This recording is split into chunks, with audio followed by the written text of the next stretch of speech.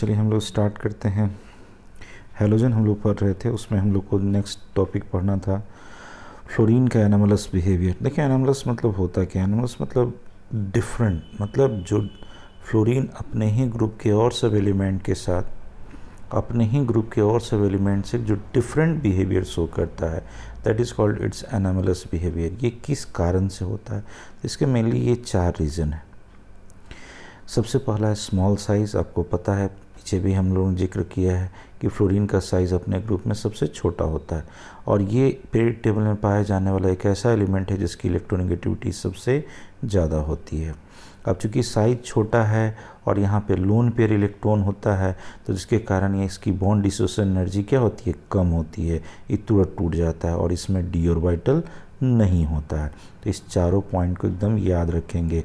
Small size, highest electronegativity, low FF bond, dissociation enthalpy और non availability of d orbital in valence shell. इसके कारण fluorine का behaviour और सब element से, क्लोरीन, ब्रोमीन और आयोडीन से क्या हो जाता है? डिफरेंट हो जाता है। इसी डिफरेंट को कहते हैं एनामेलस। चलिए अब आगे बढ़ते हैं। Reactivity with hydrogen. देखिए ये क्वेश्चन आपको बहुत जगह हाइड्रा एसिड के टर्म में पूछा होगा, थर्मल स्टेबिलिटी के टर्म में पूछा होगा, एसिडिक स्ट्रेंथ पूछता है, तो वहाँ इस डायरेक्ट यही क्वेश्चन ही रहता है। चलिए इसको हम लोग बड़े अच्छे से समझेंगे। अगर हाइड्रोजन के साथ हम रिएक्ट कराएंगे तो ऑफकोर्स क्या होगा? ये हैलाइड बनाएगा। तो हैलाइड्स जितने भी बनेंगे तो HX, HF, HCl, HBr और HI। देखो होता क्या है, जब फ्लोरीन के साथ रिएक्शन होता है तो ये यहाँ पे बहुत ज़्यादा एनर्जी निकलती है, तो एक्सोथर्मिक होता है। Cl2 के साथ होता है तो थोड़ा सा लाइट देना पड़ता है, डिफ्यूज लाइट देना पड़ता है। ब्रोमीन के साथ हीट करना पड़ता है और आयोडीन के साथ इतना मतलब बहुत ज़्यादा रिएक्टिव नहीं होता, तो हीट के साथ साथ कैटलिस्ट की ज़रूरत पड़ जाती है। यानी जैसे जैसे हम ऊपर से नीचे जा रहे हैं, रिएक्टिविटी क्या हो रही है? घट रही है। ये क्लियर हुआ? अब जब HF, HCl, HBr और HI बन गया, अब आप बताओ जब हम ऊपर से नीचे आते हैं, ऊपर से नीचे आ रहे हैं तो क्या होता है? बॉन्ड लेंथ एक एक करके चेक करेंगे। बॉन्ड लेंथ बढ़ा, बॉन्ड लेंथ बढ़ने से HF का बॉन्ड टूटने में क्या होगा? यहाँ सबसे कम एनर्जी लगेगा इस I में, क्योंकि बॉन्ड लेंथ ज़्यादा है, तो बॉन्ड एनर्जी ऊपर से नीचे आएंगे तो घटेगा, जल्दी टूटेगा नहीं, थर्मल स्टेबिलिटी भी घटेगा। H+ जल्दी निकलेगा, यानी एसिडिक कैरेक्टर ज़्यादा होगा और रिड्यूसिंग कैरेक्टर भी ज़्यादा होगा। फिर से सुनिए, सबसे ज़्यादा एसिडिक कैरेक्टर कौन? HI। क्यों? क्योंकि I का जो बॉन्ड लेंथ है इन चारों में सबसे ज़्यादा है, तो उसको तोड़ना क्या होगा? आसान होगा। यहाँ से ज़्यादा H+ निकलेगा और जो ज़्यादा H+ देगा उसका एसिडिक कैरेक्टर ज़्यादा होगा और उसकी रिड्यूसिंग कैरेक्टर भी ज़्यादा होगी। क्लियर है? आगे आते हैं। अब कहता है जब हम ऊपर से नीचे आते हैं तो रिएक्टिविटी क्या करता है? Decreases down the group. जब ऊपर से नीचे आते हैं तो रिएक्टिविटी घटती है। और इसमें एक सबसे बड़ा पॉइंट है कि HF मेरा लिक्विड पाया जाता है। HF कैसा होता है? लिक्विड होता है एट रूम टेम्परेचर, जबकि और सब कैसे होते हैं? और सब जो ये सब जो HI, HB और HI है, ये सब कैसे किस फॉर्म में पाए जाते हैं? गैसियस फॉर्म में। कहोगे क्यों?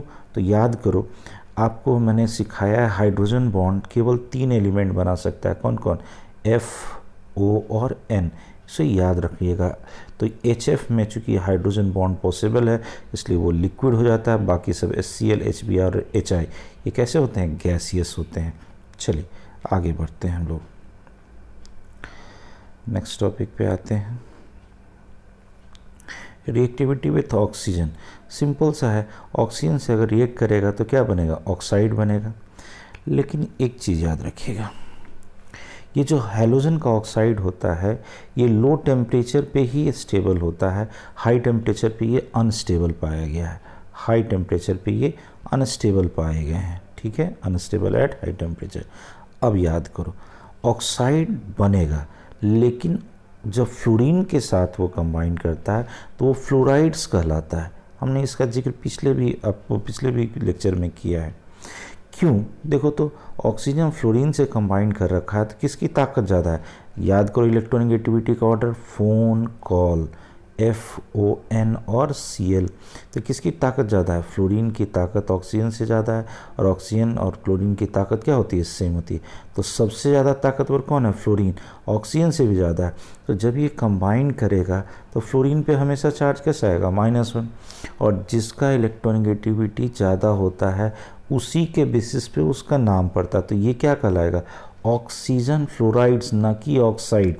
यानी ऑक्सीजन जब फ्लोरीन से कंबाइन करता है तो these are not oxides, these are fluorides. क्यों? क्योंकि इलेक्ट्रोनेगेटिविटी फ्लोरीन एटम की ऑक्सीजन से क्या होती है, ज़्यादा होती है। ये क्लियर है। अब आइए, अब जो यहाँ पे रिएक्शन होता है, तो ये जो फ्लोराइड्स था O2F2, इसको देखिए यूज़ कहाँ किया जाता है। जैसे प्लूटोनियम जो होता है वो जब न्यूक्लियर फ्यूल में अगर बच गया, जैसे अब उसको हम यूज़ नहीं कर सकते हैं, वो अब फ्यूल डिस्कार्ड होने जा रहा है, तो उससे उसको एक्सट्रैक्ट करने के लिए कुछ भी प्लूटोनियम बचा हुआ रहे, तो माइनर अमाउंट में भी ये प्लूटोनियम बहुत काम आता है। तो उसको एक्सट्रैक्ट करने के लिए जो फ्यूल बच जाता है उसको रिएक्ट किससे करा देते हैं, O2F2 से। तो जो भी यहाँ प्लूटोनियम होगा फ्लोराइड के साथ निकल जाएगा, तो जो प्लूटोनियम वहाँ से भी जो डिस्कार्ड हो रहा था वो रिकवर हो जाता है। तो ये एक बड़ा अच्छा एप्लीकेशन है जो न्यूक्लियर जहाँ पे भी प्रोसेस होता है उस फ्यूल में से रिकवरी किया जाता है, किसका, प्लूटोनियम का। चलिए आगे बढ़ते हैं। हमने आपको बताया कि अब यहाँ पे जो हैलोजन कंबाइन करेगा ऑक्सीजन से तो क्या क्या बनेगा। फ्लोरीन में तो हमने देख लिया कि फ्लोराइड्स बनेगा। अब क्लोरीन के केस में, क्लोरीन में गौर से देखो, ये 4 तरह का ऑक्साइड बनाता है, ब्रोमीन 3 तरह का और आयोडीन 2 तरह का। तो इसकी जो एप्लीकेशन है वो पूछे जाते हैं कि वो कैसे होते हैं। चलिए हम लोग एक एक करके जिक्र करेंगे। ClO2 ब्लीचिंग एजेंट यूज़ होता है एज ए पेपर इंडस्ट्री में और वाटर ट्रीटमेंट प्लांट में। I2O5 ये अच्छा खासा स्ट्रॉन्ग ऑक्सीडाइजिंग एजेंट है। और एक चीज़ इसमें जो ज़बरदस्त चीज़ है, ये पूछा हुआ क्वेश्चन था कि estimation of a carbon monoxide में कौन सा ऑक्साइड हैलोजन का यूज़ होता है, तो ये है I2O5। ये याद रखिएगा, used in estimation of carbon monoxide. अब यहाँ पे देखिए, कहता है कि जो जितना भी हैलोजन का ऑक्साइड बना था उसमें सबसे ज़्यादा स्टेबिलिटी किसका होगा, तो सबसे ज़्यादा स्टेबिलिटी आयोडीन का, तब क्लोरीन का, तब ब्रोमीन का ऑक्साइड का होता है। हैलोजन ऑक्साइड का स्टेबिलिटी ऑर्डर है। कहोगे सर ऐसा क्यों हुआ, तो इसमें वही फिर आता है यहाँ फजान्स रूल। क्या है, फिर से हम एक बार आपको समझाते हैं। देखिएगा यहाँ कहता है oxides of iodine are more stable because of large size anion. एक बात होता, जैसे IO कोई भी यहाँ पे है, I अगर बड़ा है और जैसे मान लो यहाँ पे आयोडीन है और ऑक्सीजन है, तो होगा क्या, काउजेस ग्रेटर पोलराइजेबिलिटी।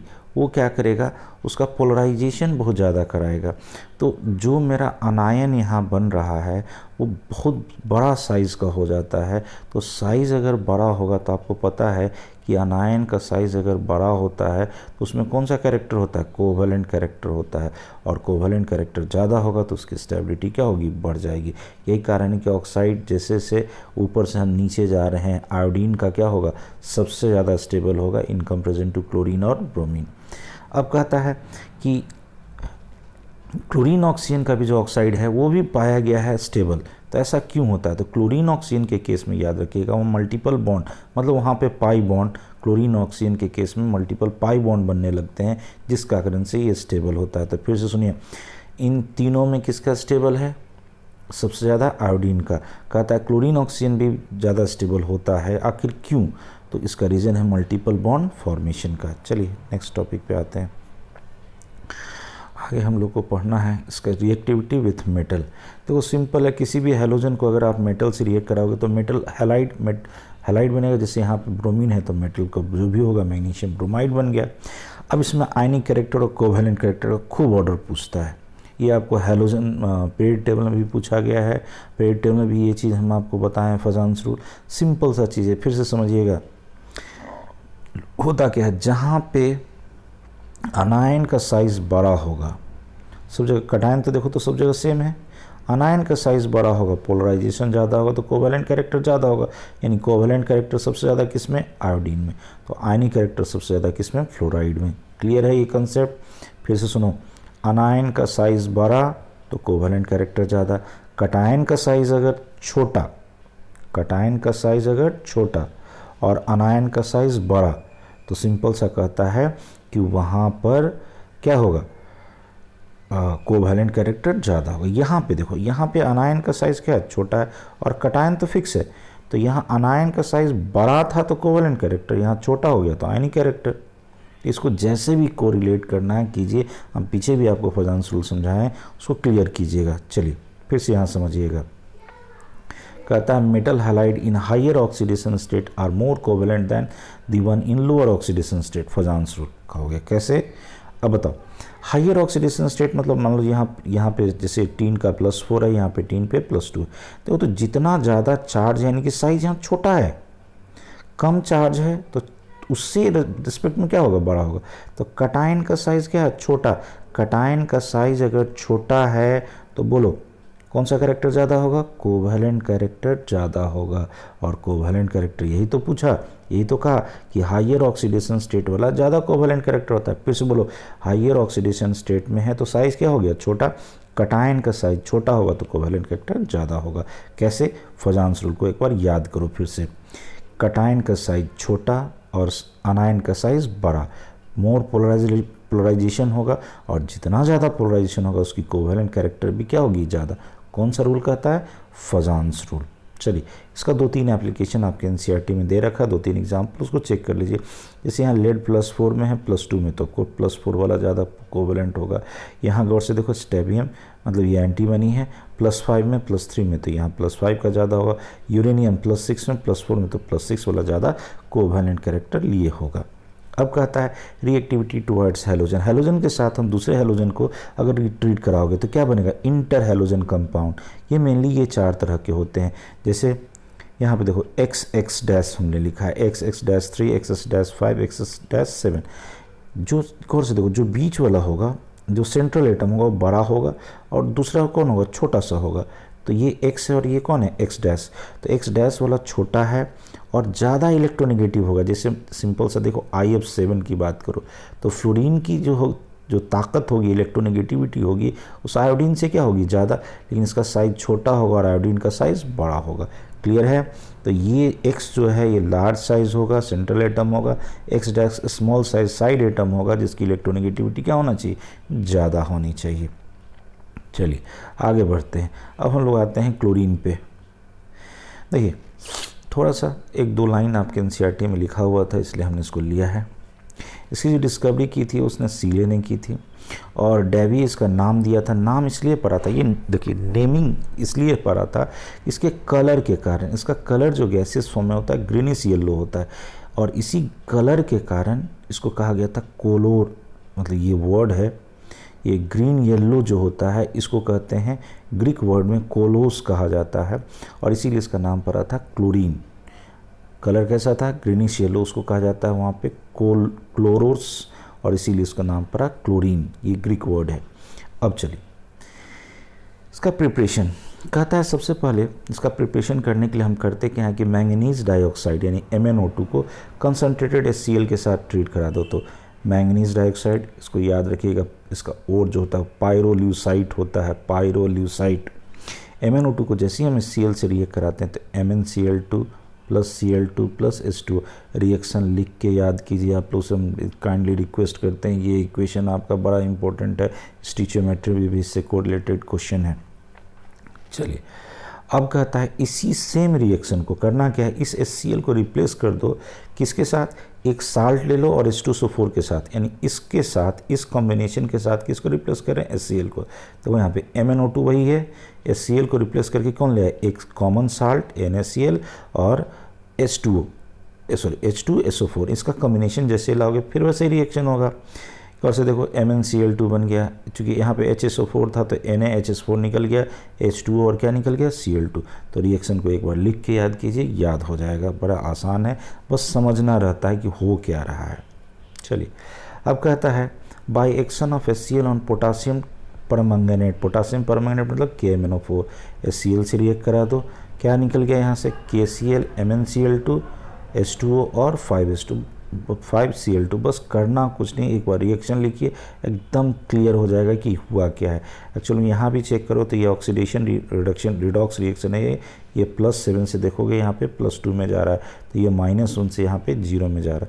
वो सब चेक कीजिएगा तो आपका दिखाई देगा, बट उसकी यहाँ पे ज़रूरत नहीं है। बस रिएक्शन लिखिए और याद कीजिए कैसे बनता है। तो क्लोरीन बनाने का 3 तरीका। पहला तरीका क्या था, कम से कम 2 तरीका भी याद रहना चाहिए।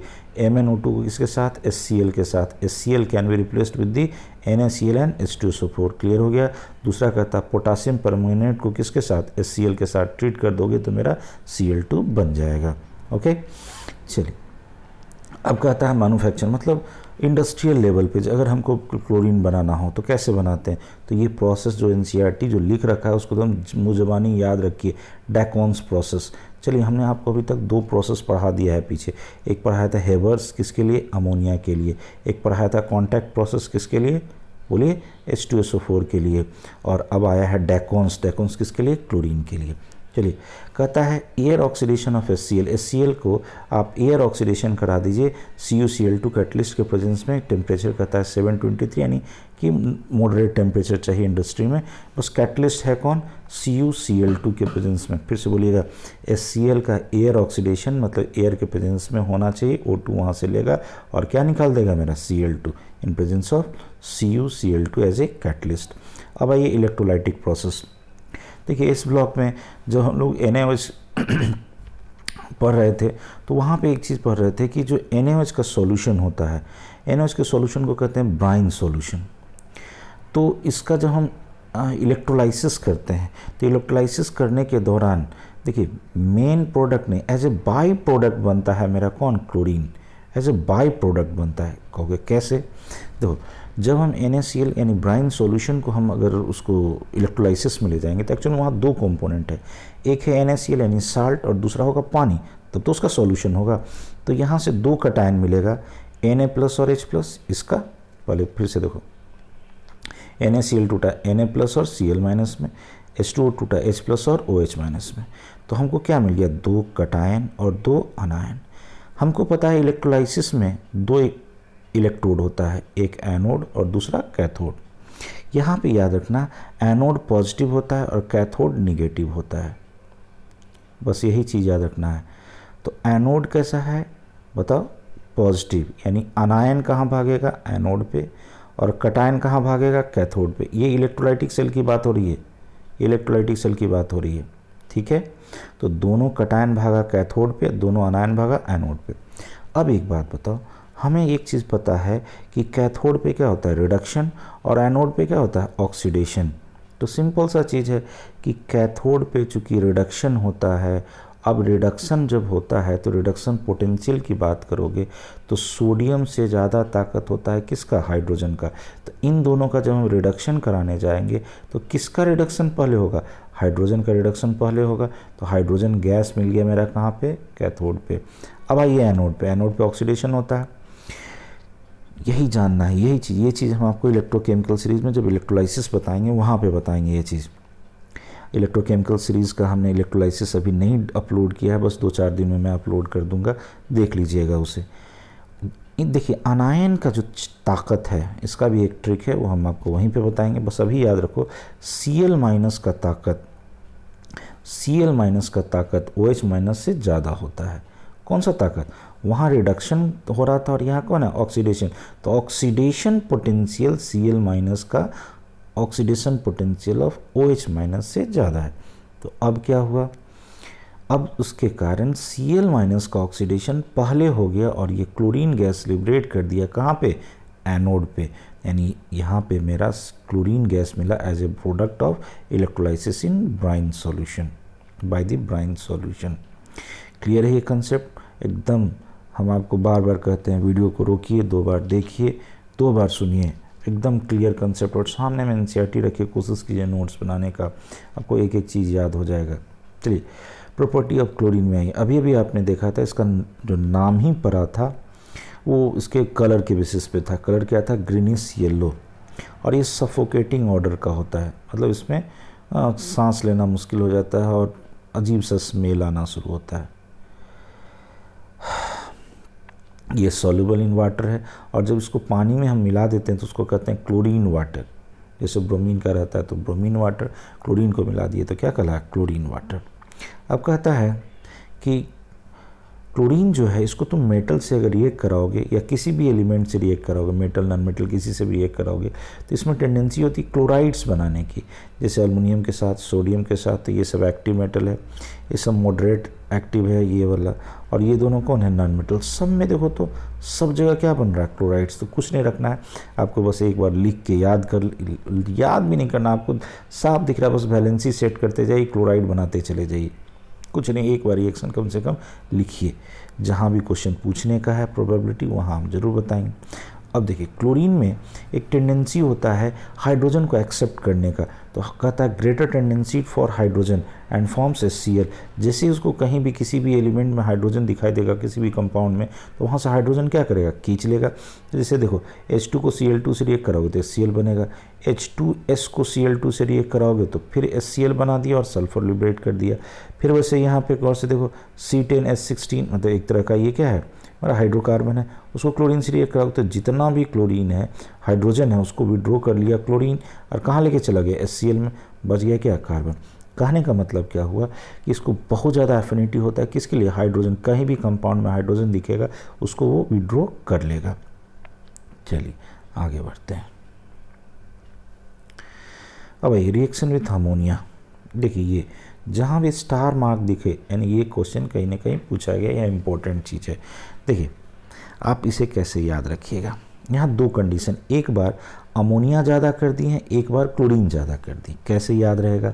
तो आप एक काम करो, एक बार रिएक्शन लिखो, अगर जब अमोनिया ज़्यादा है तो अमोनिया का कंपाउंड बनेगा, तो अमोनिया का कंपाउंड कौन, NH4Cl, ठीक है।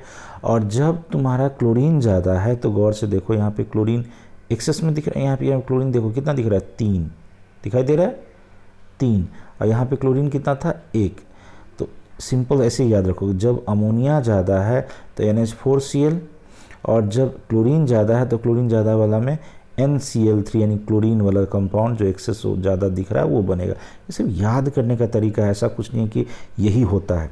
देखिए ये हम याद करने के लिए आपको बता रहे हैं, होता तो जो है वो आपको यहाँ पे लिखा हुआ है, this is the experimental condition, but हम आपको इसलिए बता रहे हैं ताकि याद हो जाए। जब एक्सेस NH3 है तो बोलो क्या हुआ, क्लोरीन कम दिखाई देगा यहाँ प्रोडक्ट में, और जब यहाँ पे एक्सेस क्लोरीन है तो यहाँ प्रोडक्ट जो मेन प्रोडक्ट होगा उसमें क्लोरीन ज़्यादा होगा। फिर से बोलो, जब एक्सेस अमोनिया है तो यहाँ क्लोरीन कम है, क्या बना, NH4Cl। जब एक्सेस क्लोरीन है तो यहाँ क्लोरीन ज़्यादा है, क्या बना, NCl3 और एक्सप्लोसिव। लिख के याद कीजिए, एकदम याद होगा। बस ये जो हम बोल रहे हैं इसको एक बार ढंग से समझ लीजिए। नेक्स्ट आइए, रिएक्शन विथ NaOH। NaOH दो कंडीशन रिएक्ट करता है, एक कोल्ड डाइल्यूट के कंडीशन में, एक हॉट कंसनट्रेटेड के केस में। अब यहाँ देखिए कोल्ड और डाइल्यूट होगा तो NaCl और NaOCl बन गया। गौर से देखिएगा यहाँ पे ये मेरा क्या बना, सोडियम क्लोराइड और हाइपोक्लोराइट। कोल्ड और डाइल्यूट में सोडियम क्लोराइड भी बना दिया और सोडियम हाइपोक्लोराइट भी बना दिया, ये क्लियर है। लेकिन हॉट एंड कंसनट्रेटेड में देखिए क्लोराइड बनाया और सोडियम क्लोरेट बना है, this is chlorate, this is chlorate. आपके NCERT में क्वेश्चन है कि हॉट एंड कंसनट्रेटेड में क्या होता है, तो आप यही लिखिएगा, सबसे पहले इस रिएक्शन को लिखिएगा और रिएक्शन के बाद क्या आपको लिखना है, गौर से ध्यान दीजिएगा, आपको लिखना है कि इन presence of hot and concentrated NaOH it forms sodium chloride and sodium chlorate, ठीक है। And it is a disproportionation reaction, वहाँ लिखा है कि इज दिस ए डिस्प्रोपोर्शनेशन, हाँ है।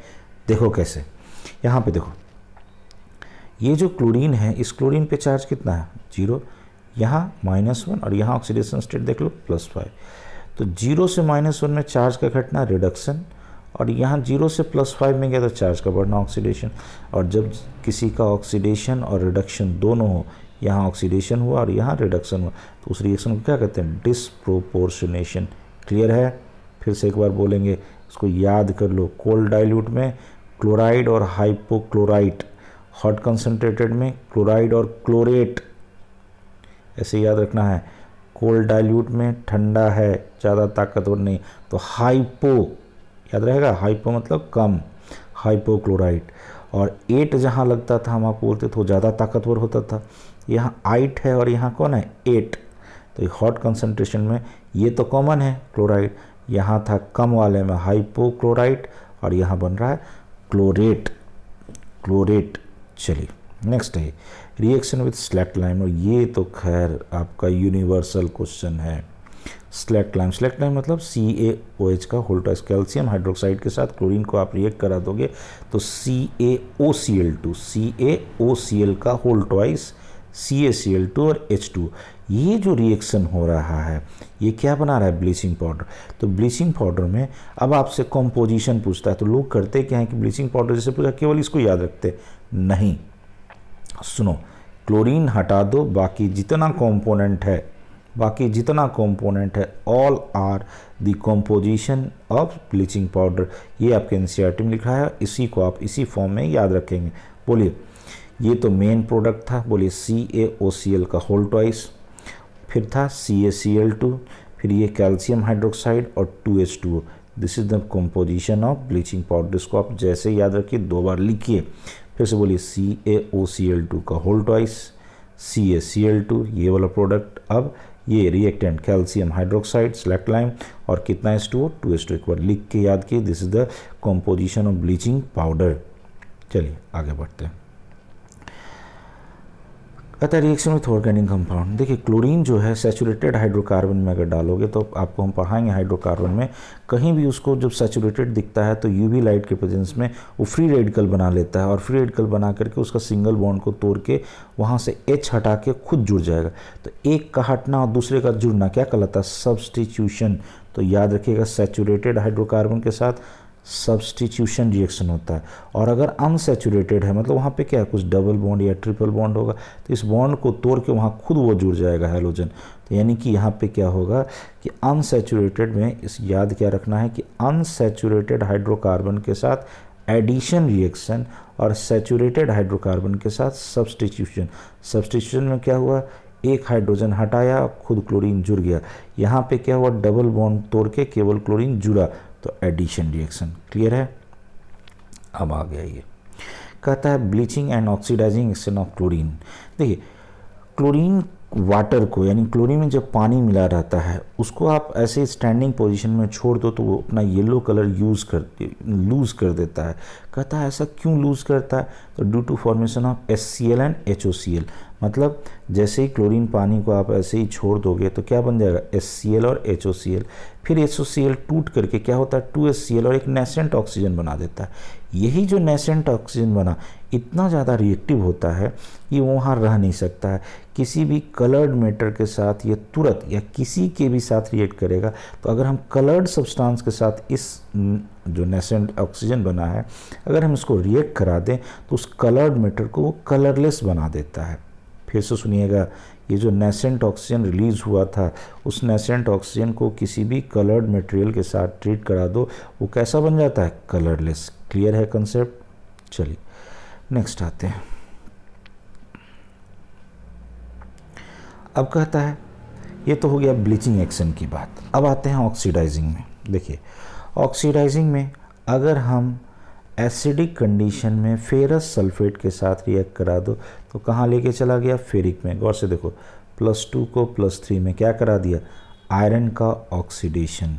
फिर से देखो दूसरा, अब कहता है सल्फाइट SO3 पे 2- यानी सोडियम सल्फाइट है, तो सल्फाइट में सल्फर पे चार्ज कितना है, +4, उसको लेके कहाँ चला गया, +6 में यानी सल्फेट में। तो यहाँ भी चार्ज बढ़ा, चार्ज का बढ़ना क्या कहलाता है, ऑक्सीडेशन। उसके बाद देखो SO2 को जब हम क्लोरीन से रिएक्ट कराएंगे, SO2 को हम जब क्लोरीन से रिएक्ट कराएंगे, हमने बोला इसका क्या है, ऑक्सीडाइजिंग प्रॉपर्टी है। लेकिन किस में, एक्वस सॉल्यूशन में जब इसको डालोगे तो SO2 से क्या बन गया, H2SO4। ये बड़ा अच्छा रिएक्शन है। ये कोई क्वेश्चन हमसे पूछा था कहीं कि when SO2 solution is reacted with chlorine तो ये क्या बनता है। तो देखिए सिंपल सा चीज़ है, क्लोरीन पानी में अपना ऑक्सीडाइजिंग नेचर शो करेगा और SO2 जो +4 में है उसको ऑक्सीडाइज करा के लेके कहाँ चला जाएगा, +6 में, यानी बन जाएगा ये H2SO4। ऐसे ही आयोडीन को अगर रिएक्ट कराओगे उसके ही सॉल्यूशन में, किससे, क्लोरीन से, तो ये आयोडीन को ऑक्सीडाइज करा के पहुँचा देता है आयोडिक एसिड, पर आयोडिक एसिड ने आयोडिक एसिड HiO3 में। चलिए अब आते हैं यूजेस ऑफ Cl2। तो सिंपल सा है, अभी आपने देखा ब्लीचिंग एक्शन होता है तो ऑफकोर्स वुड का, कपड़ा का ब्लीचिंग करते हैं इससे। ढेर सारा जो डाई वगैरह बनता है, ड्रग्स, क्योंकि क्लोरीन एक ऐसा चीज़ है कि मैक्सिमम जगह यूज़ होता है, और बहुत सारा पेस्टिसाइड्स बनते हैं क्लोरोफॉर्म, जैसे डीडीटी, कार्बन टेट्राक्लोराइड, ठीक है। हमारा जो पानी का जो वाटर सप्लाई होता है उसमें सुनते हो क्लोरीन वाटर, मतलब क्लोरीन से ट्रीटमेंट होता है, किस लिए? For the sterilisation of drinking water. ढेर सारा पॉइजनस गैस भी क्लोरीन के थ्रू बनाया जाता है। जैसे इस फार्मूला को लिख के याद कीजिएगा, सब लोग से एक रिक्वेस्ट है मेरा, phosgene COCl2, tear gas CCl3NO2, CCl3NO2, tear gas आंसू गैस जिसको कहते हैं, हंसने वाला गैस याद है ना, N2O लाफिंग गैस, और टीयर गैस CCl3NO2, क्लोरोक्रीन नाम है इस टीयर गैस का, आंसू गैस का। ऐसे ही एक और है मस्टर्ड गैस, थोड़ा सा इसको अच्छे से याद कीजिएगा। मस्टर्ड गैस बनता है जब हम इथीन को H2Cl2 से रिएक्ट कराते हैं, ये चीज़ याद रखिएगा, H2Cl2 से रिएक्ट कराते हैं, किसको? इथीन को। तो ये ऑर्गेनिक में पढ़ना है, बट इसकी अभी कोई ज़रूरत नहीं है, बस हमने बता दिया। तो ये मेरा मस्टर्ड गैस बनता है। मस्टर्ड गैस होता क्या है, गौर से देखिए, बीच में सल्फ़र है, इधर भी आपका इथाइल क्लोराइड है और इधर भी आपका इथाइल क्लोराइड है, या इसको कह सकते हो क्लोरो इथाइल। तो क्या हुआ, 2 क्लोरो इथाइल लगा हुआ है, कहाँ पे? सल्फ़र पे। तो ये बना जो कॉम्प्लेक्स होता है उसमें जब इस तरह से होता है तो उसको क्या लिखते हैं? बिस।